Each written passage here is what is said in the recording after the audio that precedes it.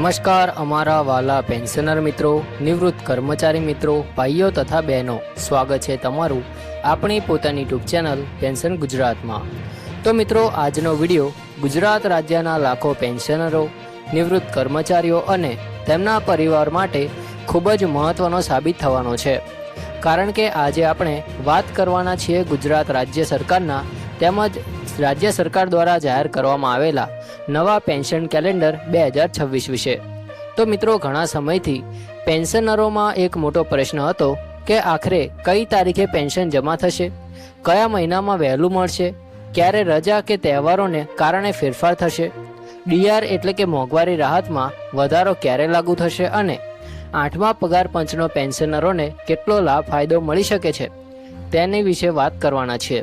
તો મિત્રો, આજે આપણે આ તમામ મુદ્દાઓને ખૂબ જ સરળ ભાષામાં અને સંપૂર્ણ વિગત સાથે સમજવાના છીએ, જેથી કરીને કોઈ પણ પેન્શનર મિત્રો અથવા પરિવારજનોને આગળથી કોઈ ગેરસમજ ન રહે। તો મિત્રો, આ વિડીયો અંત સુધી જરૂરથી જોતા રહેજો, કારણ કે વિડીયોના અંતમાં અમે એવી મહત્ત્વની માહિતી પણ શેર કરીશું જેનાથી તમારું પેન્શન અટકી ન જાય અને સમયસર તમારા ખાતામાં જમા થતું રહે। તો મિત્રો, સૌથી પહેલાં વાત કરીએ નવા પેન્શન કેલેન્ડરની।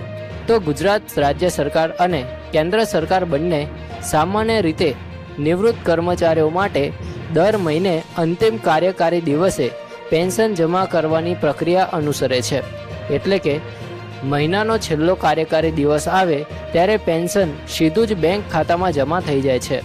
પરંતુ મિત્રો, ઘણીવાર એવું બને છે કે મહિનાનો છેલ્લો દિવસ રવિવાર હોય, જાહેર રજા હોય અથવા બેન્કિંગ હોલિડે હોય તો પેન્શન એક દિવસ અગાઉ જમા કરવામાં આવે છે, જેથી પેન્શનરોને કોઈ મુશ્કેલી ન પડે।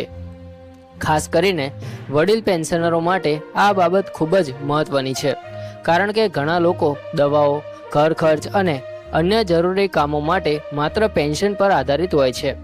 એટલે સરકાર હવે વધુ વ્યવસ્થિત રીતે પેન્શન કેલેન્ડર જાહેર કરીને લોકોને અગાઉથી માહિતી આપવાનો પ્રયાસ કરી રહી છે। મિત્રો, હવે જો આપણે વર્ષ 2026ના અંદાજિત પેન્શન જમા થવાના દિવસોની વાત કરીએ તો જાન્યુઆરી 2026નું પેન્શન 30 જાન્યુઆરી 2026ના રોજ એટલે કે શુક્રવારે જમા થયું હતું, કારણ કે મહિનાનો અંતિમ દિવસ રજાને કારણે આગળ પાછળ થઈ ગયો હતો।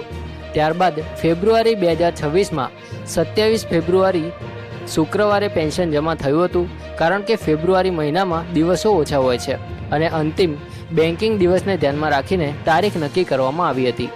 ત્યારબાદ માર્ચ 2026નું પેન્શન 31 માર્ચ મંગળવારે જમા થયું હતું, એટલે એપ્રિલ મહિનામાં 30 એપ્રિલ ગુરુવારે પેન્શન જમા થશે તેવી સંભાવના હતી। મે મહિનામાં સામાન્ય રીતે અંતિમ કાર્યકારી દિવસે જ પેન્શન જમા કરવામાં આવે છે, જેથી લોકોને સમયસર રકમ મળી રહે। જૂન 2026માં 30 જૂન મંગળવારે પેન્શન જમા થઈ શકે છે, જ્યારે જુલાઈ 2026માં 31 જુલાઈ શુક્રવારે પેન્શન જમા થવાની તારીખની શક્યતા દર્શાવાય છે। મિત્રો, હવે ઓગસ્ટ મહિનાની વાત કરીએ તો 31 ઓક્ટોબર 2026ના રોજ સોમવાર આવે છે, તેથી પેન્શનરોના ખાતામાં સોમવારે જ પેન્શન જમા થઈ શકે છે। સપ્ટેમ્બર મહિનામાં પણ અંતિમ કાર્યકારી દિવસના આધારે પેન્શન જમા થશે। ત્યારબાદ ઓક્ટોબર 2026 ખૂબ જ મહત્ત્વનો મહિનો બની શકે છે, કારણ કે દિવાળી જેવા મોટા તહેવારો આવતા હોય છે। ઘણી વખત સરકાર અથવા બેન્કો તહેવારોને ધ્યાનમાં રાખીને પેન્શન અગાઉથી જમા કરી દે છે, જેથી લોકો તહેવાર પહેલાં ખરીદી અને અન્ય જરૂરી ખર્ચ કરી શકે। તેથી ઓક્ટોબર 2026માં 30 ઓક્ટોબર શુક્રવારે પેન્શન જમા થઈ શકે છે। ત્યારબાદ નવેમ્બર મહિનામાં 30 નવેમ્બર સોમવારે પેન્શન જમા થવાની સંભાવના છે અને ડિસેમ્બર 2026માં 31 ડિસેમ્બર ગુરુવારે પેન્શન સીધું ખાતામાં જમા થઈ શકે છે। મિત્રો, હવે ઘણા પેન્શનરોનો પ્રશ્ન હોય છે કે આખરે આ પેન્શન સમયસર આવે તે માટે શું કરવું જરૂરી છે। તો મિત્રો, સરકાર દ્વારા કેટલીક મહત્ત્વપૂર્ણ પ્રક્રિયાઓ ફરજિયાત બનાવવામાં આવી છે। જો આ પ્રક્રિયાઓ પૂર્ણ ન હોય તો ક્યારેક પેન્શન અટકી પણ શકે છે। તો સૌથી મહત્ત્વપૂર્ણ બાબત છે ડિજિટલ લાઈફ સર્ટિફિકેટ એટલે કે જીવન પ્રમાણપત્ર। મિત્રો, દર વર્ષે દરેક પેન્શનરે પોતાની હયાતી પુરવાર કરવી ફરજિયાત હોય છે। ઘણા વડીલ પેન્શનરોને અગાઉ બેંકમાં લાંબી લાઇનમાં ઊભા રહેવું પડતું હતું, પરંતુ હવે ડિજિટલ સિસ્ટમને કારણે આ પ્રક્રિયા સરળ બની ગઈ છે। તમે નજીકની બેંક, કોમન સર્વિસ સેન્ટર અથવા ઓનલાઈન પોર્ટલ દ્વારા જીવન પ્રમાણપત્ર સબમિટ કરી શકો છો. અમદાવાદ સહિત ઘણા શહેરોમાં મ્યુનિસિપલ સ્તરે પણ ઓનલાઈન સુવિધા આપવામાં આવી રહી છે. જો કોઈ પેન્શનર સમયસર જીવન પ્રમાણપત્ર સબમિટ ન કરે તો પેન્શન અટકાવવાની શક્યતા વધી જાય છે. મિત્રો, બીજી મહત્વપૂર્ણ બાબત છે આધાર લિંક.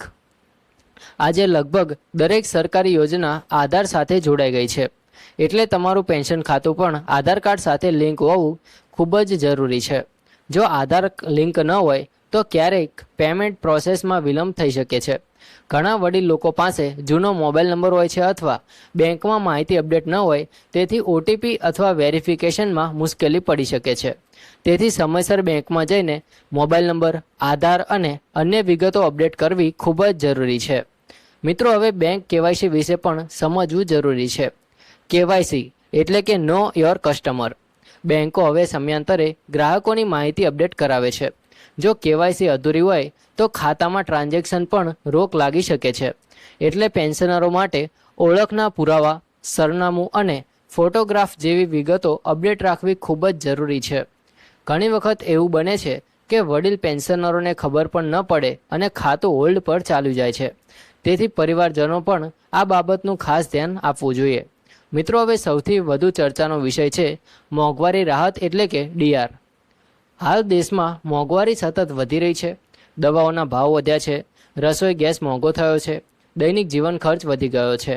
આવી સ્થિતિમાં પેન્શનરો માટે ડીઆર ખૂબ જ મહત્વનો ભાગ બની જાય છે. કેન્દ્ર સરકાર દર વર્ષે 2 વખત ડીઆર એટલે કે મોંઘવારી રાહતમાં વધારો જાહેર કરે છે અને સામાન્ય રીતે ગુજરાત સરકાર પણ તે જ પેટર્ન અનુસરે છે. હાલમાં એવી સંભાવના વ્યક્ત કરવામાં આવી રહી છે કે 1 જાન્યુઆરી 2026થી નવા ડીઆર દર લાગુ થઈ શકે છે. જો આવું થાય તો લાખો પેન્શનરોને સીધો આર્થિક લાભ મળશે. મિત્રો, માનીએ કે કોઈ પેન્શનરને 25,000 રૂપિયા પેન્શન મળે છે અને તેમાં ડીઆરમાં વધારો થાય તો દર મહિને હજારો રૂપિયાનો વધારાનો લાભ મળી શકે છે. મિત્રો, હવે 8મા પગાર પંચની વાત કરીએ તો સમગ્ર દેશમાં નિવૃત્ત કર્મચારીઓ અને હાલના સરકારી કર્મચારીઓ બંનેમાં ભારે ઉત્સુકતા જોવા મળી રહી છે. હાલ વિવિધ સ્થળોએ પરામર્શ બેઠકો ચાલી રહી છે અને અલગ અલગ વિભાગો પાસેથી સૂચનો લેવામાં આવી રહ્યા છે. જો 8મો પગાર પંચ અમલમાં આવે તો માત્ર પગારમાં જ નહીં પરંતુ પેન્શનમાં પણ મોટો વધારો થઈ શકે છે. ઘણા નિષ્ણાંતોનું માનવું છે કે ફિટમેન્ટ ફેક્ટર વધારાને કારણે મૂળ પેન્શનમાં નોંધપાત્ર વધારો થઈ શકે છે. એટલે કે હાલ જે પેન્શન મળે છે તેનાથી ઘણો વધુ લાભ ભવિષ્યમાં મળી શકે છે. જો કે તેનો અંતિમ અહેવાલ 2027 સુધીમાં આવવાની સંભાવના છે, પરંતુ અત્યારથી જ પેન્શનરોમાં આશા વધી રહી છે. મિત્રો, હવે સામાજિક સુરક્ષા પેન્શન વિશે પણ વાત કરી લઈએ તો ગુજરાત રાજ્યમાં ઘણા વડીલ નાગરિકો એવા છે જેમને સરકારી નોકરીની પેન્શન મળતી નથી, પરંતુ તેઓ વૃદ્ધ સહાય યોજનાનો લાભ લે છે. ઇન્દિરા ગાંધી રાષ્ટ્રીય વૃદ્ધ પેન્શન યોજના હેઠળ 60 વર્ષથી વધુ ઉંમરના પાત્ર વરિષ્ઠ નાગરિકોને માસિક સહાય આપવામાં આવે છે. હાલમાં અંદાજે 1,000થી 1,250 રૂપિયા સુધીની સહાય ડીબીટી દ્વારા સીધી બેંક ખાતામાં જમા થાય છે. ડીબીટી એટલે કે ડાયરેક્ટ બેનિફિટ ટ્રાન્સફર. આ વ્યવસ્થાથી ભ્રષ્ટાચાર ઓછો થયો છે અને લાભાર્થીઓને સીધો લાભ મળી રહ્યો છે. મિત્રો, ઘણા વડીલ લોકો માટે આ સહાય ખૂબ જ મહત્વપૂર્ણ સાબિત થાય છે, કારણ કે તેઓ પાસે કોઈ આવકનો બીજો કોઈ સ્ત્રોત હોતો નથી. મિત્રો, ઘણીવાર લોકો પૂછે છે કે જો પેન્શન સમયસર ન આવે તો શું કરવું?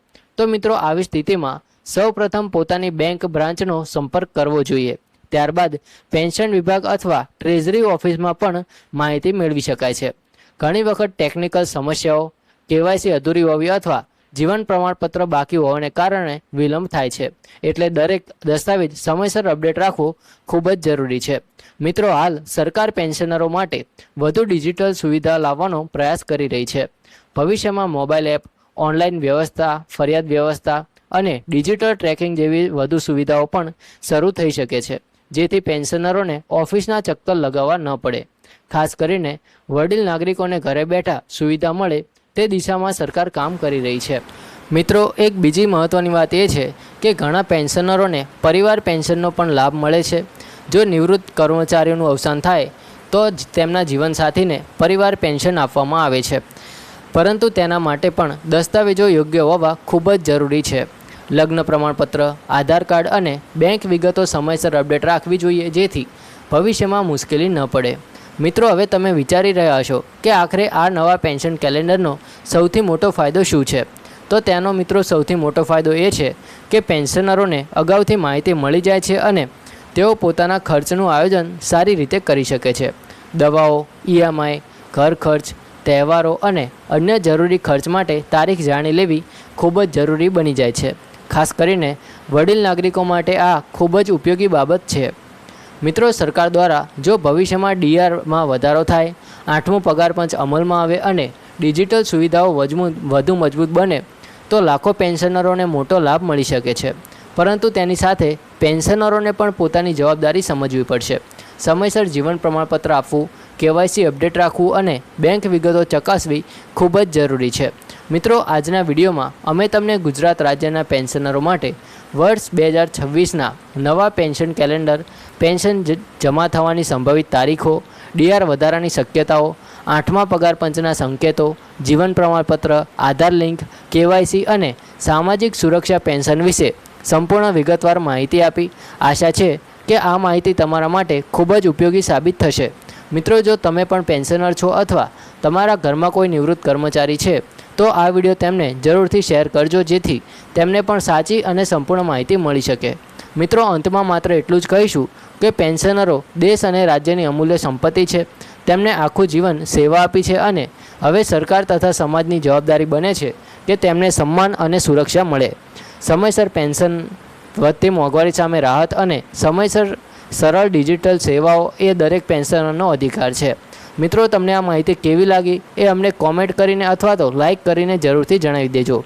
વિડીયોને લાઇક કરજો, શેર કરજો અને આપણી YouTube ચેનલ પેન્શન ગુજરાતને સબસ્ક્રાઈબ કરવાનું ભૂલતા નહીં, કારણ કે અહીં તમને દરરોજ પેન્શન, સરકારી કર્મચારીઓ, નિવૃત્ત કર્મચારીઓ અને સરકારની નવી યોજનાઓ વિશે ઝડપી અને વિશ્વસનીય માહિતી ગુજરાતી ભાષામાં મળતી રહેશે. ધન્યવાદ મિત્રો. જય હિન્દ. વંદે માતરમ.